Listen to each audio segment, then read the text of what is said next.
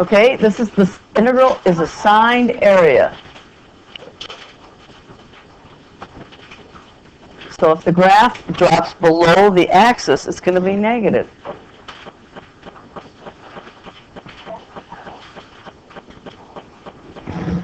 And we're going to actually do area today, a little bit of it, not too much.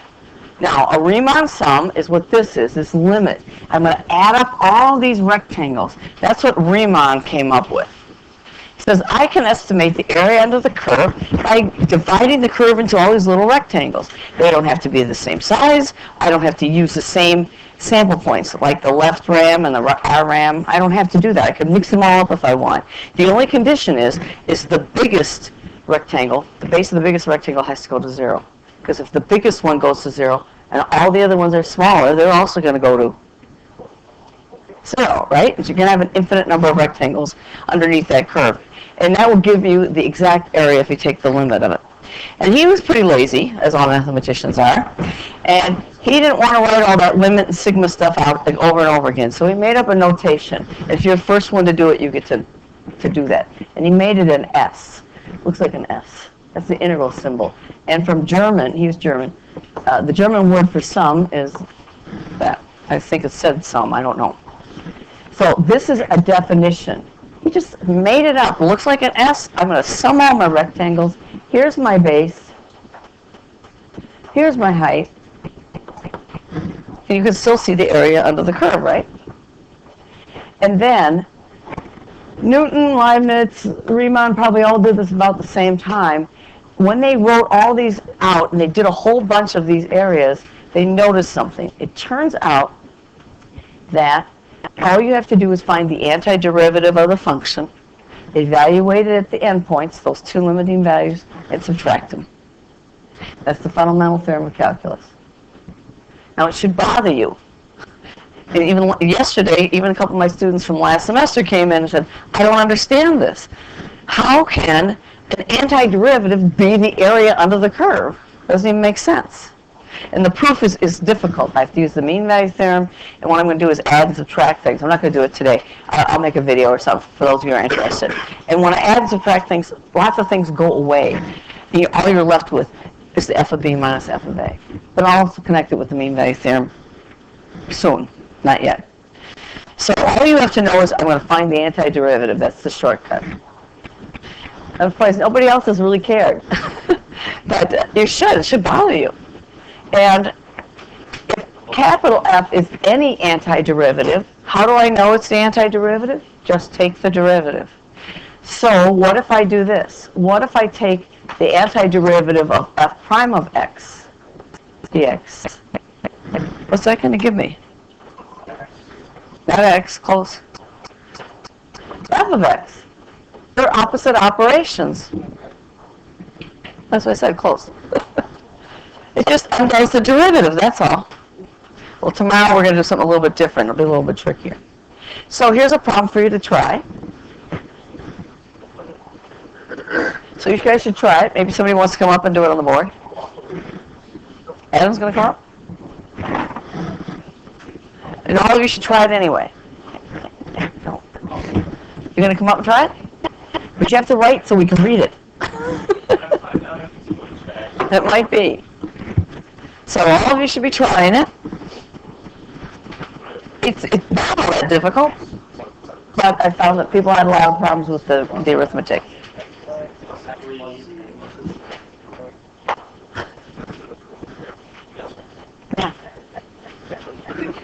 Math. Oh, I can't do it in my head.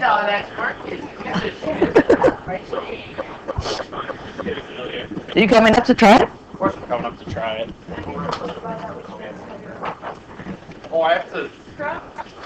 What? Do I have to... Do you have to what? You have to integrate it.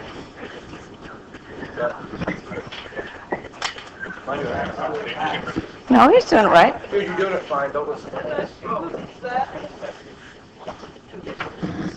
I don't know what I do with that now. I can, solve that, but... We found the antiderivative. Now we have to do the fundamental theorem of calculus. You have to evaluate it at the endpoints and subtract those values. Now, a lot of it's bookkeeping.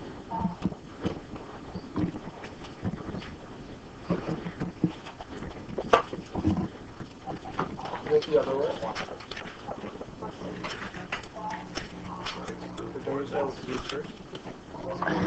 Start with 3 first.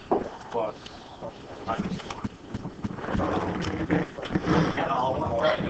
Okay. No, Adam. And we have to start with the 3 first. So we have to do this Oh, yeah, yeah. from -1 to 3. Okay. So, you know, you can do this. So 3 to the 4th. Shouldn't need a calculator. Why not? What do you need it for? What's 3 to the 4th? 81. Because it's 9 times 9. So you put it by 81 fourths plus 3. What happens to the C? No. Oh, I gotta keep You this. gotta, Want me to keep this? no, what happens to C? It goes away. So this is the first one minus the second one. Should I just stay at negative? You have to put in -1 here, -1 there. Well, I know, but I did it. I forgot. Yeah.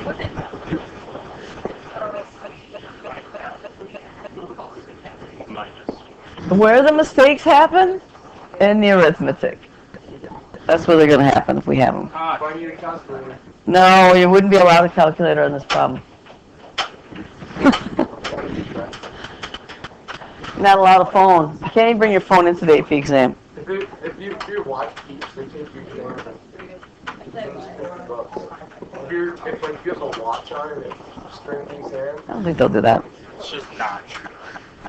No, it definitely is. That's just not true. Do you have any technology? Okay. That's good enough, because it's an AP test. But it's multiple choice.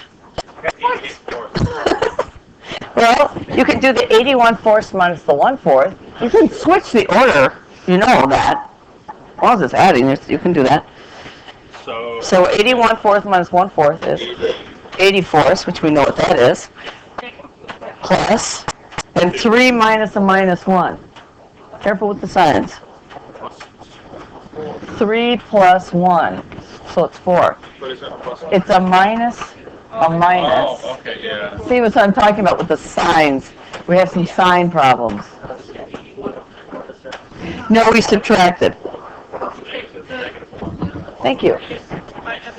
We did 81 fourths, because we make this plus a negative plus, and now you can just move them all around.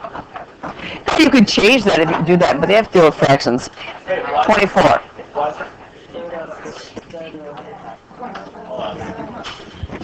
Cole, do you have a question? Right? Yeah. Thank you. Why is it plus 1? Yes. This like stuff that's on the quiz today. No. That's on the quiz on Thursday. Because it's just integrals, area under the curve. Because this is a minus here and a minus there, that becomes plus 1. Oh. Because it's 81 fourths, whoops, plus 3, plus a -1/4, plus 1. And I did these because they were easy, and I did these because they were easy. So that's 80 fourths plus 4. So it's 24. Okay? That's a fundamental theorem. No, yeah, there are definite ones, but Just you have to know, like,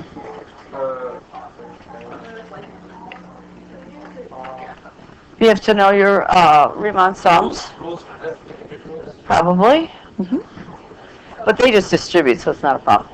Okay, how do we find the actual area? If I walk to the office and back, my displacement is 0. But my distance isn't 0, is it?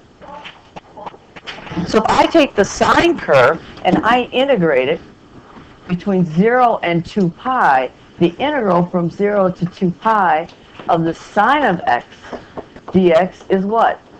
0. But that doesn't mean you haven't covered the area, though, has it? We have. There's area there. It's still going to cost me money to paint that.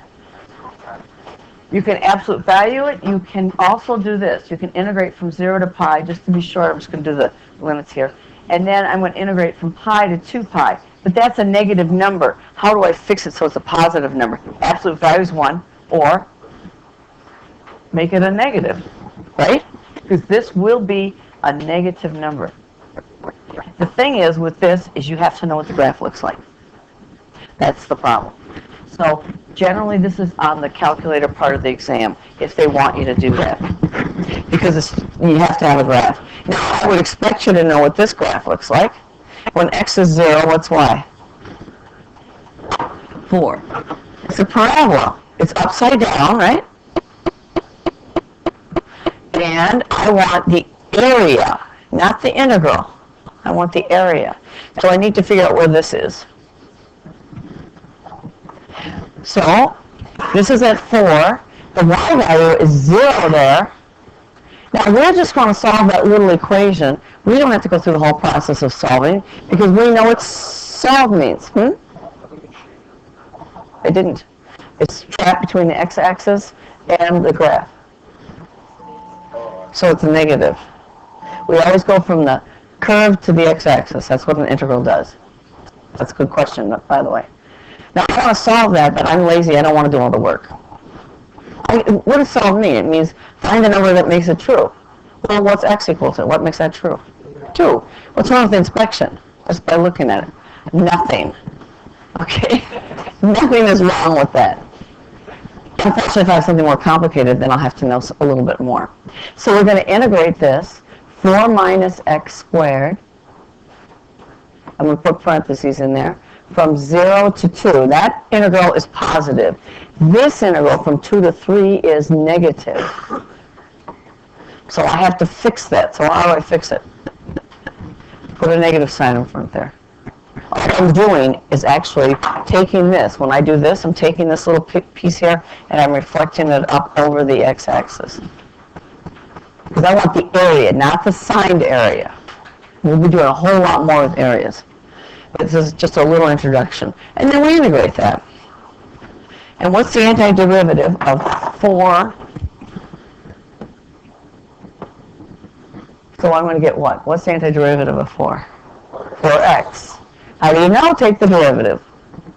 Minus x or 3. So you should be doing it with me, but just for time I'm going to do this. I like the 0. Now, when you put in 0, it's not always 0. In this case, it will be. Minus, and then I got to be very careful with my signs. It's the same antiderivative. It's just evaluated at a different place, from 2 to 3. Why do I have all those parentheses? Because I don't want to mess up my signs. And I just know I'm going to. So this is 4 times 2 minus 2 cubed over 3.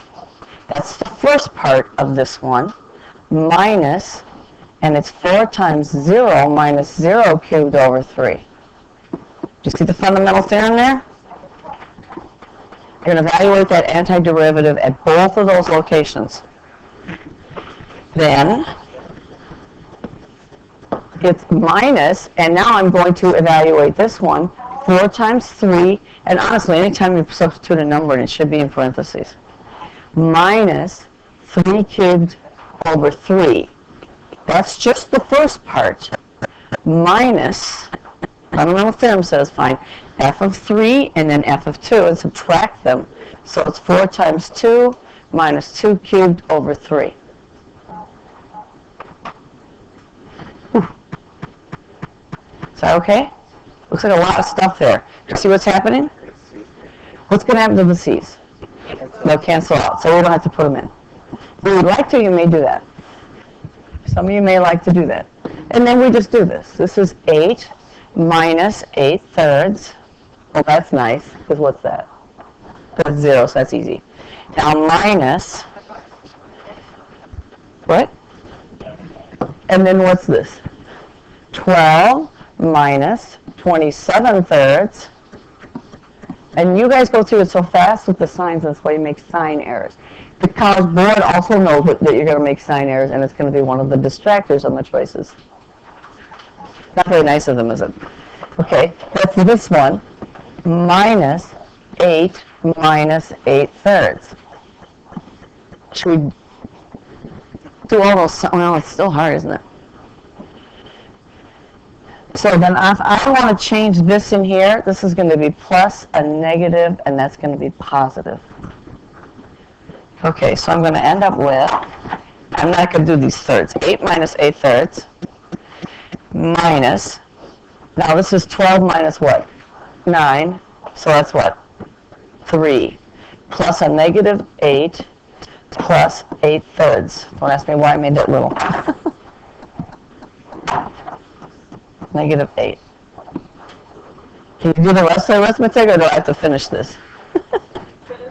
Well, we could have left it though. Not if it's multiple choice. Oh. Are we taking minus that? Yes, we are. So it's minus, what's this going to give me? Negative 5 plus 8/3. Almost done with these signs. So it's plus 5 minus 8/3. So if I do these two, that's 13. What's this going to give me? Minus 8/3 and minus 8/3. Minus 16/3. Common denominators.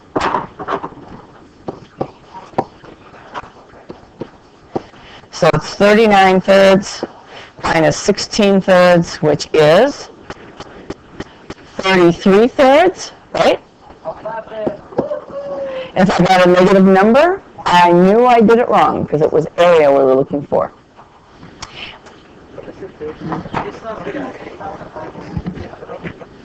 23/3. I can subtract. I wish it were 33/3, but I'm okay. 23/3 is still a positive number. We can check it with the calculator, but I don't have time.